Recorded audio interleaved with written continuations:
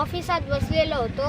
म्हणजे इथं असा दरवाजा आहे आणि त्यालाच खिटून एक कॉट आहे. त्याच्यावर मी बसलेलो होतो. बिबट्या आला, सळंग गेला. मग मी पाहिलं, जोरात जोरात त्याचा आवाज येत होता. मी पाहिलं, फोन घेतला आणि लगेच दरवाजा लावून पळून येऊ लागलो. तू लावला का दरवाजा? हो. बरं, नंतर मग कोणाला कळवलं, काय झालं नेमकं?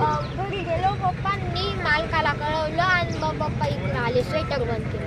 मग तुला भीती नाही वाटली का ते सगळं करत असताना? एवढी नाही, थोडीशी. बरं.